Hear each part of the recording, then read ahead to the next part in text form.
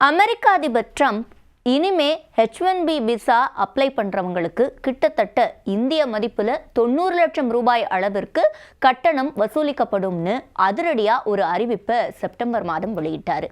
இது அமெரிக்கர்களுக்கு எந்த வகையில் எடுத்துக்கொள்ளப்படும் அப்படின்றத பார்க்கறத விட இந்தியர்களுக்கு தான் பெரிய பாதிப்பு அப்படின்றத நாம் உணர்ந்திருப்போம். காரணம் என்னன்னா, ஒவ்வொரு வருடமும் இங்கே இருந்து H1B விசால அமெரிக்காவுக்கு போகக்கூடியவர்களோட எண்ணிக்கை என்பது அதிகமாக இருக்கு.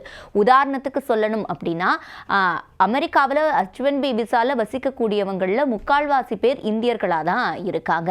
இந்த ஒரு சூழ்நிலையில தான் அதிபர் ட்ரம்ப் இந்த அதிரடியான அறிவிப்பை வெளியிட்டார். இந்த அறிவிப்பு வெளிவந்ததுமே நிறைய பேருக்கு இது எல்லாருக்கும் இப்போ அப்ளை பண்ண போறாங்களா, இந்த கட்டணத்தை எப்படி கட்டணும், 90 லட்சம் ரூபாய் அப்படின்றது ஒரு மிகப்பெரிய கட்டணம், அந்த அளவுக்கு நம்மளை ஹையர் பண்ற கம்பெனி நமக்காக செலவு செய்து நமக்கு அங்கே வேலை கொடுப்பாங்களா, இப்படி பல்வேறு கேள்விகள் எழுந்திருந்தது. ஆனால் இப்போ முதல் முறையா அது தொடர்பாக ட்ரம்ப் நிர்வாகத்துக்கிட்ட இருந்து ஒரு விளக்கம் அளிக்கப்பட்டிருக்கு. அதாவது USCIS, அமெரிக்காவோட United States of America citizenship and immigration system, இவங்க என்ன சொல்லியிருக்காங்க அப்படின்னு பார்த்தோம்னா, யார் யாருக்கெல்லாம் இந்த புதிய கட்டணம் என்பது வசூலிக்கப்படும், யார் யாரெல்லாம் இந்த கட்டணம் இல்லாமல் H1B விசால அமெரிக்காவில் வசிக்கலாம் அப்படின்றது தொடர்பாக ஒரு விளக்கத்தை அளித்திருக்காங்க. இது யார் யாருக்கு பொருந்தும் அப்படின்றத பார்க்கறதுக்கு முன்னாடி எந்தெந்த வகையில் இந்த அறிவிப்பு நமக்கு பாதிப்பை ஏற்படுத்துச்சு அப்படின்றத பார்க்கலாம். முதலாவதா பொலிட்டிக்கலாக இதுக்கு நிறைய விமர்சனங்கள் முன்வைக்கப்பட்டது. குறிப்பாக சொல்லணும்னா, காங்கிரஸ் கட்சி சார்பில் இது தொடர்பாக நிறைய விமர்சனங்களை முன்வைத்தாங்க. காரணம் என்னன்னா, இந்தியாவில் இருக்கக்கூடிய மிடில் கிளாஸ் அப்படின்ற கேட்டகரியில் வரக்கூடிய பெரும்பாலான மக்கள் இந்த H1B விசா மூலமாக தான் அமெரிக்காவுக்கு போய் அங்கே அதிகம் சம்பாதிக்கக்கூடிய ஒரு இடத்துலையும், அதே போல நிறைய படிப்புகள், மேற்படிப்புகள் நிறைய எடுத்துக்கக்கூடிய ஒரு இடத்துலையும் அவங்க இருந்து வந்தாங்க. அப்போ அவங்களுடைய மேம்பாட்டிற்கு ஒரு வழியா இந்த H1B விசா இருந்து வந்தது. அதற்கு இப்போ தடைக்கல்லா இந்த அறிவிப்பு அமைந்து அப்படின்றது தான் எல்லாரும் கவலைப்படக்கூடிய ஒரு விஷயமா இருந்தது. அந்த வகையில் இப்போ இந்த புதிய கிளாரிஃபிகேஷன் என்ன சொல்லுது அப்படின்னு பார்த்தோம்னா, ஏற்கனவே அமெரிக்காவில் வசிக்கக்கூடிய H1B விசா ஹோல்டர்ஸ், இந்த H1B விசான்றது உங்களுக்கு இப்போ அமெரிக்காவில் வேலை கிடைக்குது அப்படின்னா, எந்த நிறுவனம் உங்களுக்கு வேலை கொடுக்குறாங்களோ இந்த விசாவை அப்ளை பண்ணி உங்களை அவங்க அங்கே ஹையர் பண்ணி அங்கே வேலை செய்ய வைப்பாங்க. இது 3 ஆண்டுகளுக்கு ஒரு முறை நீங்கள் விசா எடுத்தால் 3 ஆண்டுகள் அங்கே வசிக்கலாம். அதுக்கு பிறகு எக்ஸ்டென்ஷன் சொல்லி ஒரு 3 ஆண்டுகள் இருக்கலாம். அதுக்கு பிறகு திரும்ப அந்த கம்பெனி அப்ளை பண்ணி தான் உங்களை அங்கே இருக்க வைப்பாங்க. அதுக்கு பிறகு அமெரிக்காவோட சிட்டிசன்ஷிப் வாங்குறதுக்கான ரூல்ஸ் எல்லாம் நீங்க ஃபாலோ பண்ணி அத்தனை ஆண்டுகள் அங்க வசித்து எல்லாமே பண்ணியிருந்தாதான் அதுக்கு பிறகு கிரீன் கார்டு நீங்க பெற முடியும். அப்படி இருக்கிற நிலையில பெரும்பாலும் இப்ப அமெரிக்காவில் படிக்க போயிருக்கேன், அமெரிக்காவில் வேலை பார்க்குறேன்னு சொல்ற எல்லாருமே H1B விசால தான் இருக்காங்க.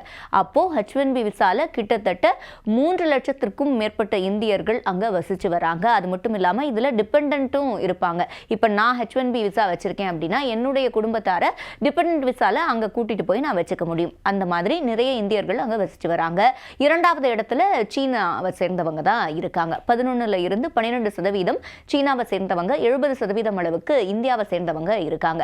அப்போ இவ்வளவு பெரிய கம்யூனிட்டிக்கு அங்க ஒரு பெரிய பாதிப்பு ஏற்படும் அப்படின்றது தான் விஷயமா இருந்தது. ஆனா இப்போ வந்திருக்கிற கிளாரிஃபிகேஷன்ல என்ன சொல்லியிருக்காங்க அப்படின்னா, ஏற்கனவே நீங்க H1B விசால தான் அமெரிக்காவில் இருக்கீங்க அப்படின்னா நீங்க கவலைப்பட தேவையில்லை.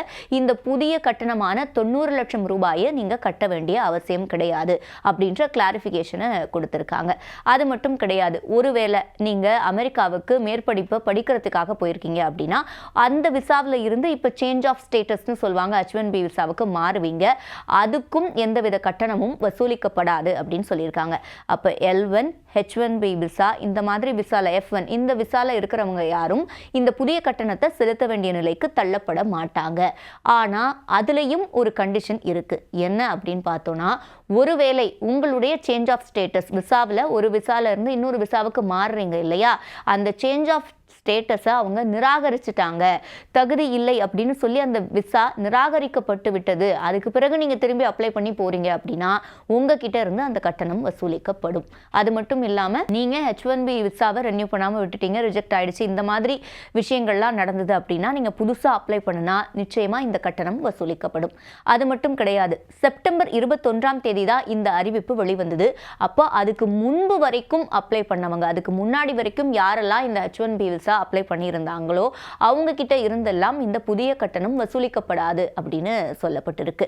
அதாவது $100,000 அமெரிக்க மதிப்பில் $100,000, இந்திய மதிப்பில் 90 லட்சம் ரூபாய் அப்படின்றது தான் இந்த புதிய கட்டணம்.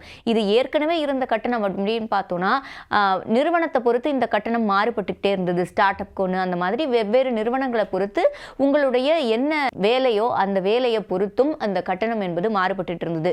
குறைந்தபட்சமா $215 இருந்து $5,000 வரைக்கும் தான் இதுக்கு வசூல் பண்ணிட்டு இருந்தாங்க.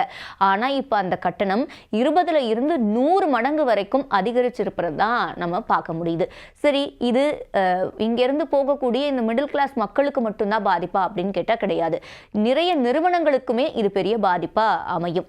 முக்கியமா நிறுவனங்களை பொறுத்த வரைக்கும் அமெரிக்கர்கள் அதை குற்றச்சாட்டாவும் முன்வைக்கிறாங்க. சொல்றது என்னன்னா, இந்தியாவில இருந்து வரவங்களுக்கு குறைந்த ஊதியம் கொடுக்கிறோம், அதனால அவங்கள ப்ரிஃபர் பண்றாங்க அந்த நிறுவனங்கள் அப்படின்னு சொல்றாங்க. ஆனா இன்னொரு பக்கம் பார்த்தா இந்தியர்கள் ரொம்ப திறமைசாலியா இருக்காங்க, அதனால அவங்கள அந்த நிறுவனங்கள் ரெக்ரூட் பண்றதா சொல்லப்படுது. ரெண்டு வகையில பார்த்தாலுமே இப்ப எம்ப்ளாயர்ஸ், அதாவது எந்த நிறுவனம் இவங்களை ஹையர் பண்றாங்களோ அவங்களுக்கு இது ஒரு குறிப்பிட்ட அளவில் பாதிப்பை ஏற்படுத்தும். அப்படி பார்க்கும்போது தொழில்நுட்ப ரீதியாக இருக்கக்கூடிய நிறுவனங்கள், அதே மாதிரி சேவை துறையில் இருக்கக்கூடிய நிறுவனங்கள், இவங்க தான் வெளிநாட்டவர்களை அதிகமாக ஹையர் பண்ணிட்டு வந்தாங்க. முக்கியமாக சொல்லணும்னா விப்ரோ, இன்ஃபோசிஸ், டிசிஎஸ் இவங்க எல்லாருமே அவங்களுடைய அமெரிக்காவில் இருக்கக்கூடிய கிளையண்ட்டுக்கு H1B விசா மூலமாக தான் ஊழியர்களை இங்கேருந்து அனுப்பிட்டு இருந்தாங்க. அப்போது காலங்காலமாக அவங்க H1B விசாவை டிபெண்ட் பண்ணி தான் இந்த வேலைகளை செஞ்சுட்டு வராங்க. அப்போ அதில் ஒரு குறிப்பிட்ட பாதிப்பு என்பது ஏற்படும். அது மட்டும் கிடையாது, அமெரிக்காவிலேயே இருக்கக்கூடிய கம்பெனிஸ் அமேசான், மைக்ரோசாஃப்ட், கூகுள் இவங்க எல்லாருமே என்ன பண்ணுவாங்க, சர்வதேச அளவில், அதாவது எல்லா நாடுகளில் இருந்தும் அமெரிக்காவில் வந்து அமெரிக்க பல்கலைக்கழகங்களில் படிக்கக்கூடியவங்களை H1B விசாவுக்கு சேஞ்ச் ஆஃப் ஸ்டேட்டஸில் மாற்றி அவங்களோட கம்பெனிக்கு ஹையர் பண்ணிக்குவாங்க. அப்போ அதுலேயும் ஒரு பாதிப்பு ஏற்படும் அப்படின்னு சொல்லப்பட்டது. இப்போ இந்த சேஞ்ச் ஆஃப் ஸ்டேட்டஸுக்கு பிரச்சனை இல்லை, ஏன்னா அவங்க கிட்ட கட்டணம் வசூலிக்கப்படாதுன்னு சொல்லப்பட்டிருக்கு. இந்த மற்ற கம்பெனிஸ் இனி புதுசாக அனுப்பக்கூடியவங்களுக்கு தான் இது சிக்கலா ஒரு வேலை அமையலாம்.